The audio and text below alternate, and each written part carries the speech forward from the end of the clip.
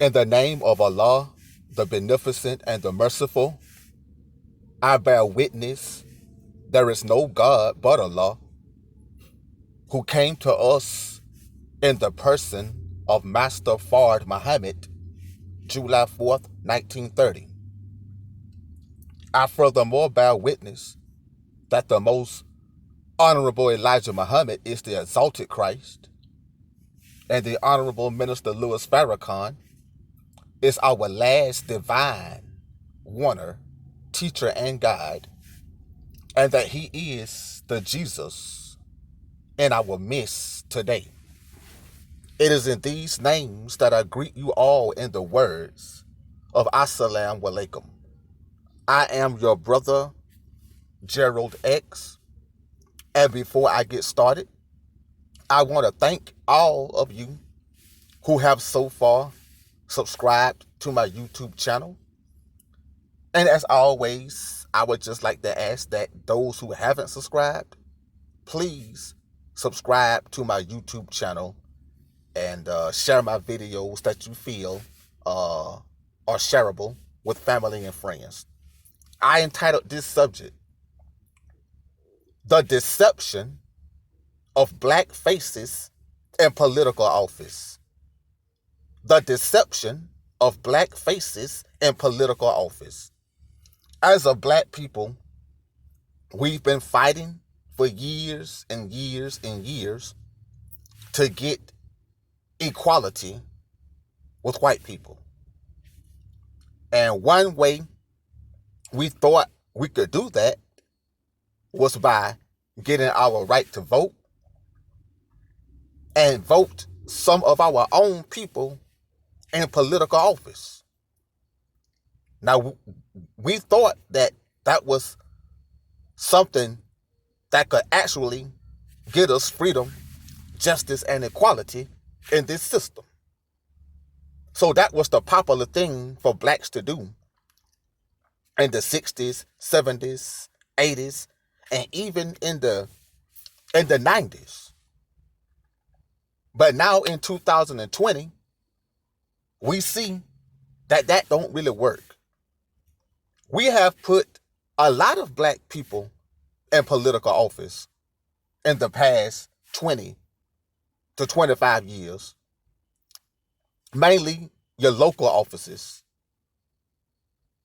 But if black people in political office had so much power, then why is there still a drug problem in black neighborhoods? Why is there still a gang problem in black neighborhoods? Why is there still poverty in a lot of black neighborhoods? Why is there still prostitution and high crime rates in a lot of black neighborhoods? Why are our people still getting shot down by white police officers in a lot of our black neighborhoods? Why haven't we as a black people advanced if the black politicians that we put in office have so much power? The answer to that question is the blacks in political office have no power. They're really just a black face in office. They keep black people quiet. That's all. Because see, this government is ran by white supremacists. This government is ran by white people who have no plans to put black people on an equal level as them. So they'll put a black face in political office just to say, hey, we're not prejudiced. Look, we got black people in political positions. So we've had black mayors and black city councilmen. You know, we've had some black congressmen. We've had black people in office. And some of them do try to do whatever they can for blacks on a local level. They do. Not all of our black politicians are sellouts. Some of them are. But those who are not sellouts, they try to do as much as they can within their power, which is really nothing that can free us. And a lot of our so-called black people, when they get in office, they become white-minded, you see, because the white elite come to them and basically tell them what they can't do. And if they want the money, the fame, they really got to carry out the white elite's agenda. See, whoever gets put in office, they don't have the power to carry out their agenda. They're put in office to carry out the agenda of the white elite. And as black people, I understand those of us who are not woke. We feel like we got to vote the right person in office. But they don't understand that even if you put the right black person in office, he or she don't have any power to do what they really want to do. If that's the case, why not put somebody who think like Marcus Garvey in office? Why not put a black person who thinks like Elijah Muhammad in office?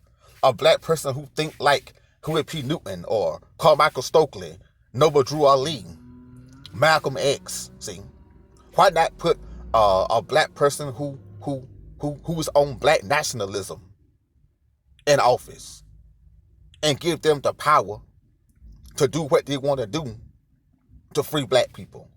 See, they'll never do that. That's why they got to check you out first. See? So this is why we as a black people, we have to come together, pool our resources together, like the most honorable Elijah Muhammad said,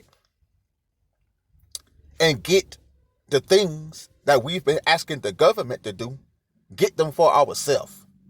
That was the purpose of Black Wall Street. We wasn't sitting around waiting to put somebody black in office or looking for the government to do something. We realized we had to build Black Wall Street ourselves. See, we got to clean up our neighborhoods ourselves. We got to get the drugs and the guns out of our neighborhoods ourselves. We got to get our brothers and sisters off of drugs ourselves. We got to get our women off of the streets selling their bodies ourselves. See? We got to get our land, our grocery stores, our hospitals, our airports. We got to do that ourselves. And the most honorable Elijah Muhammad said, our unity is more powerful than an atomic bomb. An atomic bomb was used to wipe out a whole generation of people. So if our unity is more powerful than that, that means our unity can overcome all of the problems that's been keeping us back.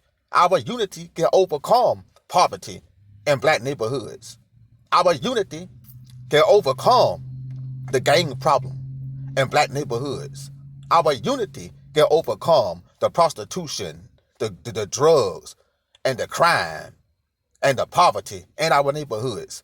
When we just unite, come together, pool our resources together, and build up our own nation without depending on black politicians in office because they have no power.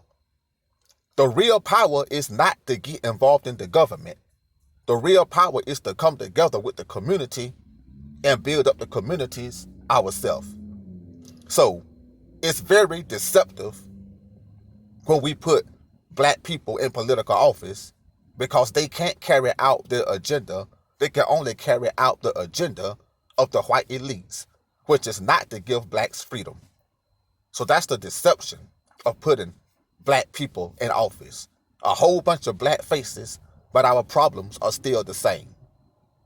So let's do it ourselves, brothers and sisters. And we can do it. And it's time for us to do it. As we said in the 60s and 70s, what time is it? It's nation time. So let's get in our communities and get some things done and not depend on black politicians or white politicians in office to do nothing for us because they don't have that power. So with that being said, please share this video with family and friends and subscribe to my YouTube channel This is your brother Gerald X. Have a blessed day. Assalamu alaikum.